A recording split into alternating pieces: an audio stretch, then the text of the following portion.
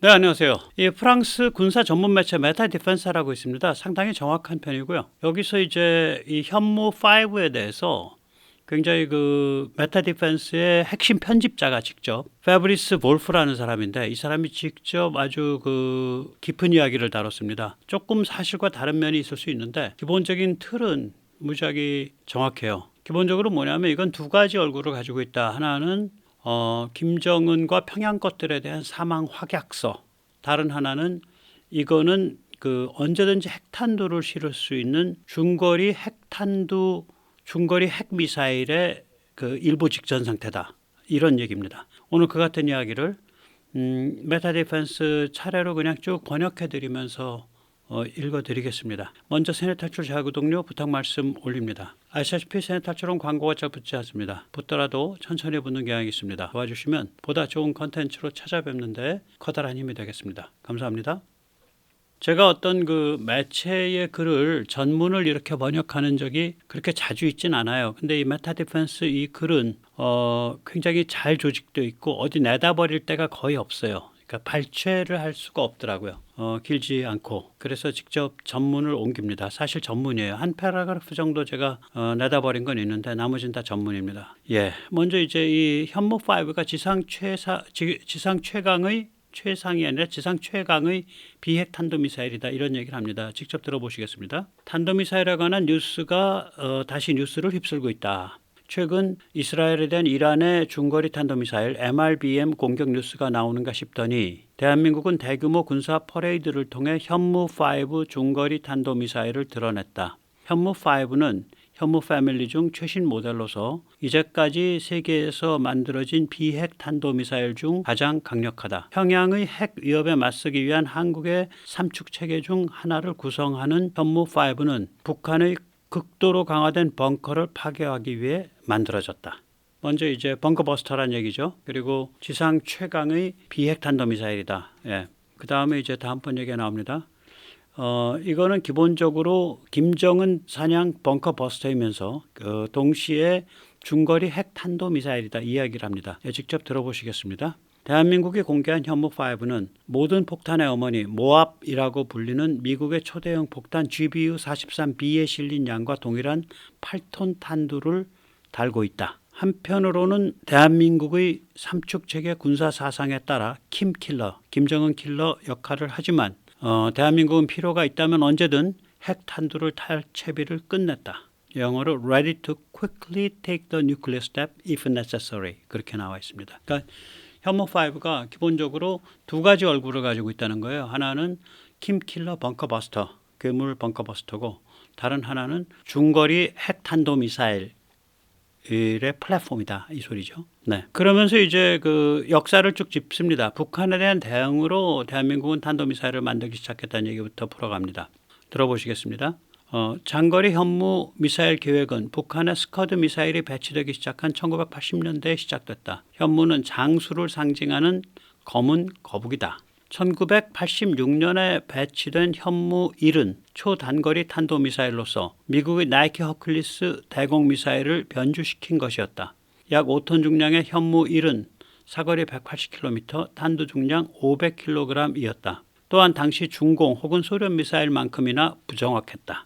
우리가 현무 1은 이제 이게 전두환 대통령 때 완성된 건데, 이거는 굉장히 이제 허접했다, 이 소리죠. 1980년대. 예.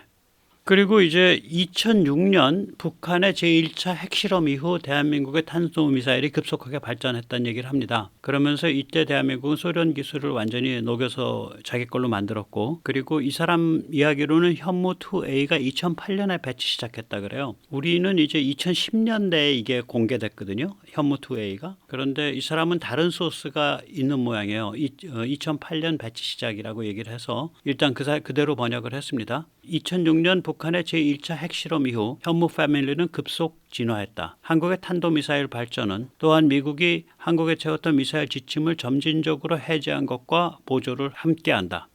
미사일 지침 완화에 의해 한국은 현무2A 단거리 탄도미사일 SRBM을 개발해서 2008년에 배치할 수 있었다. 사거리 300km의 탄두 중량 1톤짜리 미사일이다. 2012년 제2차 미사일 지침 개정에 의해서 사거리 800km, 탄도 500kg 및 그에 상응하는 변주가 가능해졌거든요. 그래서 현무2A는 우리한테 알려지기는 2012년에 알려졌고 현무2B는 2015년에 알려졌습니다. 그리고 현무2B는 사거리 500kg, 탄도 중량 1톤으로 알려졌습니다. 그래서 지침 그 변경 2012년 변경 이전에 이미 사거리 300km, 탄도 중량 1톤짜리 미사일이 나왔다는 얘기는 이미 그때 이제 미사일 지침이 흐물흐물해졌다는 건 그걸 뜻합니다. 이 사람 말이 맞다면. 네, 2008년에 현무2A가 나왔다면 이미 2012년에야 고쳐진 미사일 지침의 내용이 2008년에 이미 반영돼 있다. 그래서 우리가 미사일 지침이라 그럴 때 이렇게 그 시기가 안 맞는 면이 있어서 아마 한국의 자율적인 지침이다. 이렇게 그 애둘러서 표현하는 이유가 핵 위기가 2006년부터 핵실험에서 급속하게 진행되면서 미사일 지침의 내용 규정을 벗어나는 미사일들이 미국의 양해 아래 깔리기 시작했다. 그게 현무2A다. 이렇게 저는 생각이 됩니다. 이 사람 글을 보면서. 네. 그리고 이제 현무2에 발맞추어 장거리 순항 미사일 현무3가 만들어지기 시작했고 이게 2006년에 배치 시작했다. 이 얘기가 나옵니다. 네. 한편 한국은 현무2 시리즈 탄도미사일을 개발하는 것과 동시에 현무3 장거리 순항 미사일을 개발했다. 현무3는 현무2A보다 2년 앞선 2006년에 배치되기 시작했으며 첫 버전은 사거리 500km, 탄도 중량 500kg이었다. 이것 역시 MTCR을 벗어나죠. 근데 MTCR을 우리가 벗어나게 된 게 2012년이거든요. MTCR 그 규정, 그러니까 탄두 중량 500kg, 사거리 300km. 이 미사일 이거를 우리가 대충 거기에 의해서 발이 묶여 있었는데 그거가 미사일 지침에서 공식적으로 해제되기 전에 물론 미사일 지침은 탄도 미사일 얘기지만 순항 미사일은 아니지만 원용한다면 이미 약간 2006년에 그 북핵 실험에 의해서 그게 다 이제 깨져나가기 시작하는 거예요. 그 이후 현무2와 현무3는 끊임없이 진화했다. 마침내 2017년에 배치되기 시작한 현무2C는 사거리 800km, 탄도 500kg에 이른다. 한편 계속 발전하고 있는 장거리 순항 미사일 현무3는 현재 사거리 3000km, 탄도 중량 500kg을 목표로 블록 D가 개발되고 있다. 우리 현무3 순항 미사일이 지금 사거리 3000 목표로 개발되고 있습니다. 무시무시하죠. 예. 그런 다음에 이제 2012년에 미사일 지침 완화가 일어나죠. 그러면서 현무4가 개발이 시작됐다라고 말합니다. 2012년 미국은 한국의 탄도미사일에 대한 지침을 완화했다. 이를 계기로 현무4 개발이 시작됐다. 이는 두 방향에서 이루어졌다. 하나는 사거리 800km, 탄도 무게 2.5톤의 현무4이다. 이는 북한의 벙커와 요새를 파괴하기 위함이다. 다른 하나는 현무4-4로서 잠수함 발사 중거리 탄도미사일 SLBM이다. 그러니까 MRBM인데 잠수함에서 발사하니까 SLBM이 되죠. 2020년과 2021년에 장보고3 도산 안창호함에서 처음 발사됐으며 조만간 실전 배치된다. 그러니까 우리가 보통 이제 군사용어로 SLBM 그러면은 핵탄도미사일을 뜻하거든요. 그러니까 이 사람은 이거를 MRBM이라고 표현한 거예요. 잠수함 발사 일반 비핵 중거리 탄도미사일 그런 뜻으로. 예. 그리고 마침내 2021년에 미국은 한국의 장거리 미사일 개발 프로그램을 억제해온 그런 미사일 지침을 완전히 폐기하죠. 그리고 괴물 미사일 현무5의 등장에 이르게 됩니다. 그로부터 몇 년 지난 올해 2021년에 미국은 한국의 장거리 미사일 개발 프로그램을 억제해온 미사일 지침을 폐기했다. 한국은 이에 따라 현무5 중거리 탄도미사일 MRBM을 개발하기 시작했다. 길이 16m, 발사 중량 32톤으로서 사거리는 300에서 3000km 사이에서 조정될 수 있다. 2단 고체 연료 로켓으로 추진된다. 구축 이동식 발사 차량 텔을 사용해서 움직인다. 그러면서 이제 이거는 무시무시한 벙커버스터고 세계 최강의 비핵 탄도미사일이며 대부분의 ICBM보다 추진력이 좋다고 보인다. 이렇게 얘기를 해요. 직접 들어보시겠습니다. 현무5의 8톤 탄도는 미국의 무시무시한 초대형 폭탄 GBU-43B 모압과 그 중량이 버금간다. 이 정도면 북한 벙커 중 가장 튼튼한 것도 파괴할 수 있다. 또한 미군이 2017년 4월 아프간 난가하르 폭격에서 GBU-43B 모압을 사용했던 방식대로 지상 목표물을 상대로 터뜨릴 수도 있을 것이다. 현무5는 세계 최강의 비핵 탄도미사일이다. 중국의 DF-26의 탄두는 1.8톤에 지나지 않는다. 인도의 K4 미사일이나 한국의 현무4는 2.5톤에 지나지 않는다. 거의 모든 미국, 러시아, 중국, 유럽의 ICBM 및 SLBM보다 탄도, 페일로드 추진력이 좋다. 물론 이 나라들의 경우 핵탄두이긴 하지만, 그래서 이게 굉장히 말하자면 앞에 싣고 나갈 수 있는 무거운 탄두를 감당할 수 있고 장거리를 갈 수 있기 때문에 한국의 능력이면 선택할 경우 언제든지 이걸 중거리 핵 탄도미사일로 바꿀 수 있다. 그리고 지금 괴물 벙커버스터 상태에서는 김정은 일당에게 말하자면은 사망 확약서를 끊어준 거다. 예. 사망 예약서, 사망 확약서. 그래서 이제 현무5는 킴킬러이고, 이거는 김정은한테 던지는 메시지가 너 사고 치면 반드시 죽어라는 메시지를 던지고 있다라고 이야기를 합니다. 현무5의 공식적 임무는 벙커 파괴이다. 삼축 전략에 따른 것이다. 삼축 전략은 3단계로 이루어져 있다. 첫째, 도발 징후가 명확할 때 예방 선제 타격이다. KTSSM, 현무4 등 정상적 단거리 탄도미사일, SRBM과 순항미사일, 공군 전력 등을 사용해서 적의 발사 원점을 제거한다. 둘째, 예방적 선제 타격에서 살아남은 적 전력이 탄도미사일 공격을 하는 경우 이를 요격한다. 이미 배치되어 있을 뿐 아니라 계속 강화되고 있는 대공 대탄도탄 요격 BAMD 시스템이 작동한다. 셋째, 북한의 전략적, 정치적, 군사적 핵심부를 제거하는 대량 보복 응징이다. 장거리 미사일과 공군력에 동원된다. 현무5는 바로 이 세 번째 단계에서 사용된다. 매우 정확하게 8톤의 탄두를 가진 중량 15톤의 물체가 초음속, 극초음속으로 내리꼽히면서 발생시키는 키네틱 에너지, 물리 에너지 및 폭발력은 북한의 아무리 잘 지어놓은 벙커라도 파괴할 수 있다. 현무5의 탄두는 8톤이지만 전체 이제 탄도미사일의 몸체가 있기 때문에 연료를 다 쓰고 나더라도 한 15톤 정도 될 거라고 이 사람이 추정하고 있는 걸로 보입니다. 예. 현무5는 김정은뿐 아니라 북한 지배 집단 전체에게 너희가 한국인을 대량 살상하려 시도한다면 너희 역시 똑같은 운명이 된다 라고 못 박음으로써 직접적 위협을 가하고 있는 무기이다. 북한은 현무5가 발신하는 위협 메시지를 확실히 수령했다. 김여정이 우리는 핵무기를 가지고 있다라고 발끈하며 나선 것은 현무5에 대해 저들이 느끼는 두려움을 보여준다. 현무5의 메시지는 확실히 김정은의 귓구멍으로 들어갔다.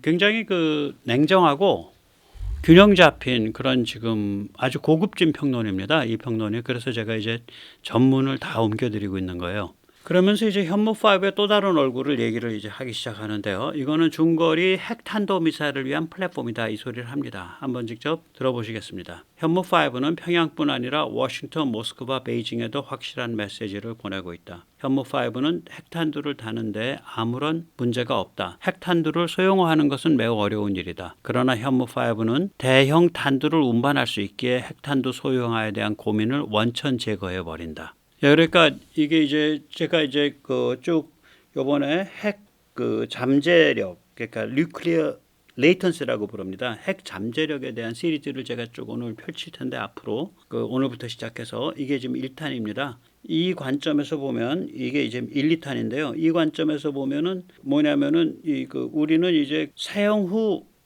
연료를 쓰잖아요. 그걸 이제 spent nuclear fuel, 그래서 SNF라 그러는데, 사용 후 연료를 쓰게 되면 거기서 얻어지는 플루토늄 덩어리 처리를 해서 사용 후 연료에서 얻어지는 플루토늄 덩어리에는 바람직하지 않은 플루토늄 동위원소, 즉 플루토늄 240이 꽤 많이 섞여 있어요. 그래서 얘를 좀 안정화시키고 얘를 좀 제대로 그러니까 사고를 안 일으키게 만들려면 핵탄두가 커집니다.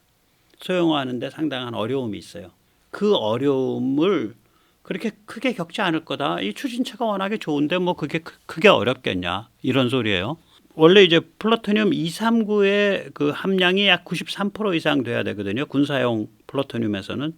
그런데 우리 같은 경우 이제 월성 중수로에서 나오는 게 한 66% 됩니다.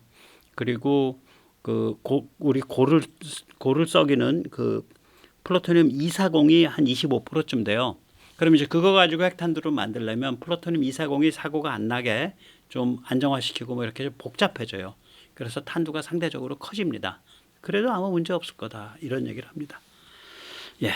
그러나 한국은 이미 원자력 발전소 등 민수용 원자력 기술을 마스터했으며 핵탄두 플루토늄을 만들기에 유리한 사용 후 연료를 배출하는 반응로를 너덧게 운영하고 있다. 따라서 정책을 결정하면 매우 빠른 기간 안에 핵탄두를 만들 수 있다. 만약 북한, 중국 등 핵무장 국가들이 한국을 이보다 더 심하게 위협하는 상황, 또한 동시에 미국이 해구산 의지를 약화시키는 상황이 벌어지면 한국은 매우 빠르게 핵탄두를 만들어 3,000km를 날아갈 수 있는 중거리 탄도미사일인 현무5에 장착할 가능성이 있다.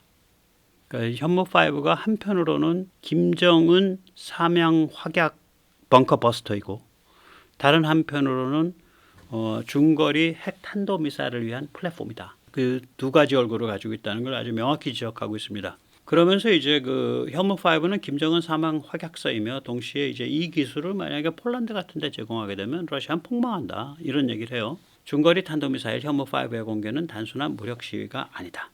북한과 무기 경쟁에 붙어서 열받아서 실행한 사건이 아니다. 현무5는 김정은에게 전쟁을 일으키면 너는 반드시 죽는다. 아무리 깊은 벙커에 숨어도 반드시 죽는다. 이 같은 사망 확약 메시지이다. 현무5는 김정은 및 평양 지배 집단으로 하여금 계산 방식을 좀 바꾸도록 영향을 미쳤을 가능성이 있다. 또한 현무5는 40년 전인 1980년대에만 해도 탄도미사일에 대해 아무것도 몰랐던 대한민국 사람들이 이 분야 기술을 완벽히 마스터했다는 것을 보여준다. 한국의 파트너 국가들 중 이 기술에 깊은 관심을 가지는 나라들이 있다. 물론 지금은 미사일 기술 통제 체제 MTCR에 의해 탄두 중량 500kg 이상이며 사거리 300kg 이상인 미사일은 거래할 수 없다. 그러나 MTCR은 언제든 깨질 수 있는 환상이다. 미국, 러시아, 중국 스스로 이미 수시로 MTCR을 점점 더 우습게 여기고 있다. MTCR이 실효성을 상실했을 때 폴란드가 한국으로부터 탄두 중량 최대 8톤, 사거리 최대 3,000km 미사일을 도입한다면 모스크바를 비롯한 우랄 산맥 서쪽의 러시아 대도시 전체를 겨냥할 수 있게 된다. 그러니까 이게 프랑스 같은 나라에서 볼 때는 기겁을 하는 거예요. 지금 현무5 이것에 대해서 그 전문가들은 기겁하는 것 같습니다. 중국도 그러겠죠. 예. 그래서 여기서 잠시 제가 이 그 미사일 지침에 대한 좀 이게 어떤 의미인가, 이게 어떻게 변해왔는가를 일단 말씀드릴게요. 이게 1989년, 1990년경에 맺어졌죠. 예.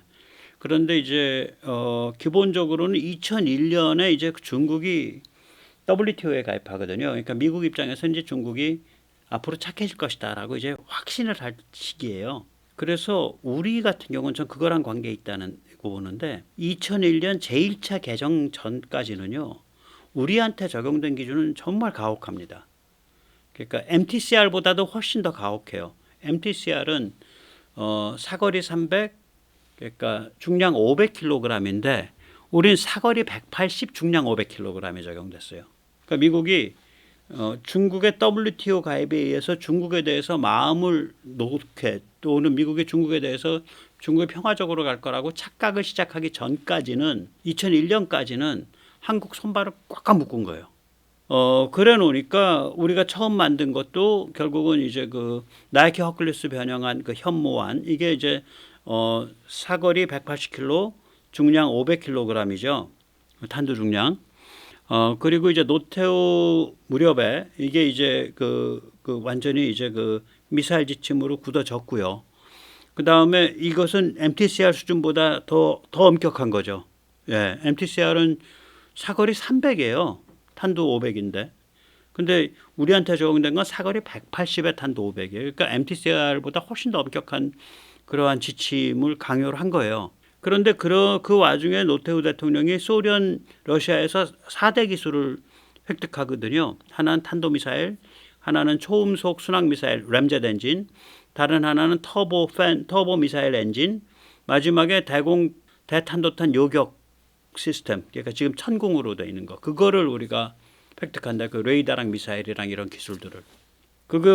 그래 놓고서 그 노태우 대통령 때 그렇게 했지만 그거를 반영한 탄도미사일은 만들지 못한 거예요. 그러다가 이제 2001년에서부터 2012년은 MTCR 수준의 족쇄예요. 그런데 이게 이제 2006년을 분수령으로 해서 둘로 갈립니다.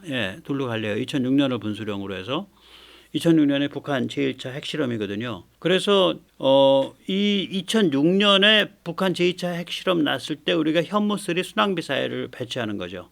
그리고 그때까지 우리가 2008년까지는 현무2 탄도미사일이 안 나오는 거예요. 저는 2008년에 현무2A가 나왔다라는 이 메타 디펜스의 얘기를 그냥 인용하는 거예요. 실제로 나무위키라든지 뭐 한국 자료를 보면 2012년에야 공개된 걸로 나와서 이게 진짜 언제 배치됐는지 아무도 확답을 못 하고 있더라고요. 그러니까 제가 이제 말씀드리는 건 뭐냐면 우리가 그 2012년이 돼서야 MTCR을 넘어서는데 MTCR 기준에 맞춰 놓은 제1차 개정 그 범위 안에서 그 범위를 넘어서는 현무2A가 이미 2008년에 나와버린 거예요. 그러니까 미국이 계속 밀려서 손을 풀어준 거지. 지금 한국의 핵위기가 급박하게 가니까. 다시 한번 말씀드릴게요. 그러니까 2008년에 현무2A가 나왔을 때는 현무2A는 사거리 500 탄두 중량 1톤이란 말이에요. 그럼 이건 MTCR을 넘어선 거예요. 근데 그 2008년에는 제1차 개정된 미사일 지침이 적용될 때예요. 제1차 개정된 미사일 지침은 사거리 300 탄두중량 500, 즉 MTCR로 돼 있다고요. 그러면 현무2A는 미사일 지침을 어긴 거야. 그 당시 미사일 지침을. 가만히 생각해 보면 심지어는 현무3 순항미사일도 그 당시 미사일 지침을 어긴 거예요. 순항미사일이지만. 그러니까 2006년 그 북한 핵실험이 그런 충격이었다고요. 그러니까 미사일 지침을 뛰어넘는 순항미사일, 미사일 지침을 뛰어넘는 탄도미사일, 물론 미사일 지침 자체는 탄도에만 적용되지만 그 제1차 미사일 지침이 제1차 개정 미사일 지침이 MTCR을 원용한 거기 때문에 MTCR을 뛰어넘는 순항미사일, MTCR을 훨씬 뛰어넘는 현무2A 탄도미사일이 툭툭 막 튀어나온 거예요. 북한이 이를 저지르니까. 그러다가 이제 2012년에 가서 제2차 개정이 일어나죠. 그럼 이제 우리는 보면은 2008년에 현무2A서부터 작년까지 올해 이제 현무5가 올해 공개됐다고 치면 2023년까지 대략 15년 동안은 어떤 세월이냐. 아무도 현무2B, C 뭐 현무4, 현무4-4 이런 게 언제 개발이 성공했고 어떻게 배치되어 있는지 아무도 얘기를 안 해. 쉬쉬쉬쉬쉬해. 또 정확한 그 재원도 쉬쉬쉬쉬해요. 그냥 비공식적으로 인용되는 거지 국가 차원에서는 안 밝혀요. 그러니까 도광양해죠. 칼을 안 보여주면서 한 거야. 드러내지 않고 못난 척한 거야. 왜 그랬냐? 우리가 중국 눈치도 좀 봐야 될 거고 중국이랑 워낙 깊게 관계돼 있으니까. 그리고 미국도 우리가 이걸 너무 드러내기를 원하지 않았던 측면도 있었을 거고 모르겠어요. 이유는. 그래서 이게 그냥 2008년 이후서부터 2023년까지는 그냥 구렁이 담 넘듯이 막 넘어간 거예요. 이게 구렁이 담 넘는 거예요. 이게 사실은 2006년부터 2021년까지가. 그러니까 제2차 개정은 2012년 MTCR보다 훨씬 널널한 족쇄가 처음으로 이때 되는 거예요. MTCR은 국가 간 거래 아니야. 근데 국내용으로도 그거보다 훨씬 엄격한 걸 공식적으로 규정하고 있었다니까요. 180km. 세상에 180km 뭐 이러니까. 그러다가 그 제1차 때 300km 사거리 300km. 그러면 이제 MTCR 수준이에요. 제2차 때 MTCR을 확 넘어요. 그래서 사거리 800km, 탄두 500kg 및 그 변주 뭐 이렇게 되는 거죠. 뭐 그게 얼마나 구속력 있었는지 모르겠어요. 이게 그러니까 국방부 쪽에서 미사일 지침은 한미 간에 이렇게 확정돼 있는 게 아니라 한국의 자율적 지침으로서 널널했다, 융통성이 있었다라고 말하는 게 2006년 북핵 실험 이후에 이게 구렁이 담 넘듯이 넘어간 측면이 있어서 그렇게 말하는 거라고 생각이 됩니다. 3차 개정은 이게 좀 재밌는데요. 2017년인데 사거리는 그대로 두고 탄두 중량을 제한을 없앴어. 근데 이게 말이 안 되거든요. 그건 사실은 탄두도 풀었단 소리예요. 아니 사거리도 풀었단 소리예요. 왜냐면 괴물 미사일이 지금 그거잖아. 300km에 8톤이잖아. 사거리는 지켰는데 탄도는 엄청 무겁잖아. 그럼 탄두가리만 하면 이건 5,000km 가네. 3,000km 가고. 그 2017년 이게 굉장히 좀 웃겨. 예, 좀 웃겨요. 그 다음에 또 사거리 800km 이상 보내는 고체는 만들면 안 된다. 민수든 군수든. 그랬어요. 그러니까 여기서 이제 사거리 제한을 걸은 거지. 뭐 이렇게 사거리 걸었으니까 네가 800km 못 보내는 거 가지고 뭐 고체 만들면 만들어봐. 그 다음에 또 웃기는 건 사거리 800이 넘어도 액체 로켓이면 오케이다. 또 그렇게 되어 있어요. 그러니까 우리가 그 무렵에 누리호를 발사하기 시작했거든요. 그러니까 누리호를 가지고 시비를 걸 수 있는 소지를 미리 없애준 거예요. 서로 간에. 예. 그 다음에 4차 개정이 2020년. 여긴 또 웃겨. 고체 로켓을 개발해도 좋은데 800km 넘어가는 그 민수만 해. 그러니까 참 보고 있으면 미국이 중국 자극 안 하려고 정말 요리 비틀고 저리 비틀면서 참 애썼다. 애썼네 이 생각이 들어요. 그래서 드디어 2021년에 폐지가 됐고요. 지금 이번에 이제 현무5가 공개된 거는 제가 그러니까 과문해서 그런지 몰라도 이런 식으로 내놓고 고위력 초정밀 그 탄도미사일을 이렇게 국민 앞에 한꺼번에 퍽 드러낸 적이 우리가 없었다고 생각을 합니다. 이게 처음인 것 같아요. 그러니까 미국, 중국, 러시아의 메시지를 발신하는 거죠. 다시 말하자면 현무2A가 처음 깔린 2008년인데 공개는 2012년이나 됐고요. 지금 메타 디펜스 말이 맞다면 2008년에 먼저 깔린 거예요. 현무2A가 탄두 1톤짜리가. 근데 공개는 2012년이나 됐다고. 그 다음에 현무4 뭐 이런 것들 또 현무3의 순항 미사일의 발전 이건 다 쉬쉬하면서 2008년서부터 2023년까지 15년 동안은 다 쉬쉬하면서 왔어. 도광량의 시절이야. 그러다가 2024년에 현무5로 빵 공개를 때린 거예요. 그러면서 야 우리가 이거 뭐 김정은이 너 사명 확약서야. 그리고 우리 뭐 열받으면 여기에 핵탄두 채울 수 있어. 뭐 이런 메시지가 나가버린 거죠. 그리고 핵탄두 차게 되면 이거 3,000에서 5,000km가 뭐 이런 메시지가 나간 거예요. 이게 10월 1일 날. 그래서 여기서 이제 노태우 대통령을 좀 다시 한번 생각을 해보게 됩니다. 제가 이게 이제 핵 잠재력 시리즈의 첫날인데요. 오늘이 이 핵 잠재력에 저는 4대 요소를 꼽습니다. 하나는 뭐냐면 사용후 연료를 좀 많이 가지고 있어야 된다. 특히 중수료에서 나온 사용후 연료가 훨씬 더 유리하다. 그 우리가 월성 2, 3, 4호기가 지금 돌아가고 있죠. 문재인이가 하나 닫아 걸었고. 그 다음에 두 번째는 뭐냐면